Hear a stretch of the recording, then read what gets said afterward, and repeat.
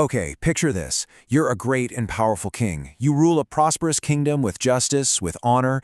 Everyone looks up to you. And then, just like that, in a single moment, someone tells you, you have exactly 7 days to live.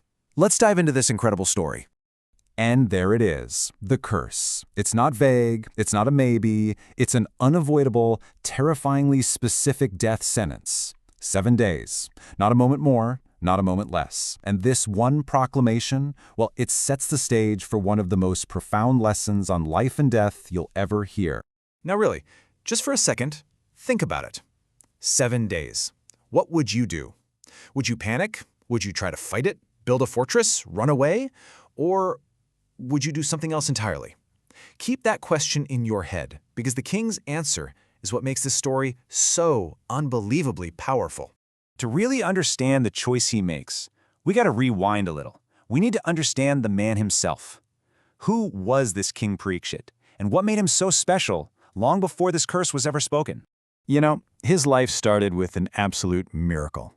I mean, even before he was born, he was facing death. A devastating celestial weapon, the Brahmastra, was aimed right at his mother's womb. But Lord Krishna himself entered the womb and saved him. So his very first experience of life was an encounter with the divine. And this whole experience is captured in his name. He was called Parikshit, which literally means the searcher, or the one who examines. And it makes perfect sense, right? Because after he was born, he was said to be constantly looking at people's faces, as if he was searching for that divine being he'd already met. That search would basically define his entire life. And boy, did he live up to that miraculous start. Parikshit became the ideal king. I mean, he was strong, he was courageous, and he was completely, 100% dedicated to protecting Dharma, that cosmic path of righteousness and duty. So one day, the king is out and about, and he comes across this really disturbing scene. It's totally symbolic. He sees a cow and a bull being violently beaten. Now, this isn't just any cow and bull. The cow represented Mother Earth, and the bull was Dharma itself. You see, the way it's described is that Dharma stands on 4 legs, kind of like a table. But in this dark age, the age of Kali, 3 of those legs, austerity, cleanliness, and mercy were already broken. So the bull of Dharma was just hopping on its one last leg, truthfulness. And the guy attacking him, he was trying to break that final leg. And that attacker was none other than Kali, the actual spirit of sin and conflict. Well, as you can imagine, King Parikshit saw this and just became furious. He drew his sword, and Kali, terrified, immediately fell at the king's feet and begged for his life. Now, Parikshit was a wise king, so he spared him, but he put some very strict limits on where Kali's influence could exist. He banished him to places of gambling, intoxication, meat-eating, and illicit behavior. But then Kali begged for one more place, and the king granted it: gold. And this little detail, this is going to be so important in just a minute. And that brings us to the next part of our story, because even the most righteous person in the world can have a moment of weakness. This is the turning point, the moment where everything, and I mean everything, changes for a king. So let's just recap, right? We have a man who is the very definition of a righteous king, a defender of Dharma itself. But all it takes is one single moment, a fleeting bit of pride, a lapse in judgment. And that one moment leads to a mistake, a fatal mistake, with consequences that can't be undone. So here's how it all went down. One day, Parikshit is out hunting, and he's wearing his golden crown. Remember where Kali was allowed to live? In gold. So right there, Kali has a subtle foothold.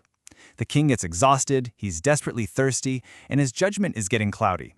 He stumbles upon a sage, Shamika Rishi, who's deep in meditation. The king asks for water, but the sage is so absorbed he's completely unaware and doesn't respond. Parikshit, feeling disrespected and with his mind influenced by Kali, makes a terrible error. He sees a dead snake on the ground, picks it up, and drapes it over the meditating sage's shoulders. Well, when the sage's young son, Shringi, saw this, he was powerful, but also really immature and hot-tempered. He just flew into an absolute rage. And it was he, the boy, who pronounced that fatal curse: death by the snake bird Takshaka in 7 days. And that brings us right back to where we started. That big question. A death sentence has been declared. How does this righteous king, who just made one terrible mistake, respond to knowing the exact moment of his death?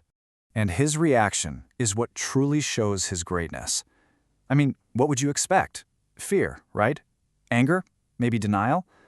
But King Parikshit's response was immediate acceptance. He didn't see it as a punishment for his mistake. He saw it as divine will, an event with some kind of higher purpose. He chose purpose over panic. He immediately gave up his kingdom, went straight to the sacred river Ganga, and gathered all the wisest sages around him. And he didn't ask, how can I avoid this? How can I escape? He asked the most important question anyone could ever ask. What is the most important duty for a person who knows they are about to die? For the next 7 days and 7 nights, he did just one thing. He listened. The great sage Shukadeva Goswami showed up, and he began to narrate the sacred text, the Srimad Bhagavatam, the stories of Lord Krishna. And Parikshit just sat there. No food, no water, completely and utterly absorbed in the sound. So you see, this wasn't about him just waiting for the clock to run out. This was about him using the time he had left to achieve the ultimate goal of life. This was his final and his greatest triumph.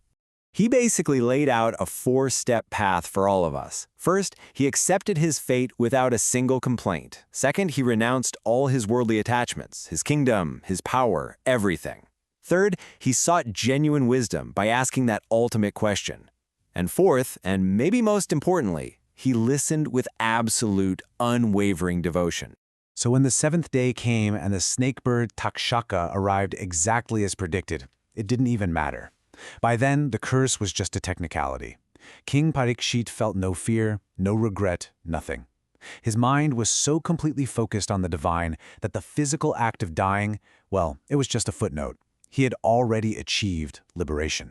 In the end, the story of Parikshit, the searcher, turns that question right back around to us.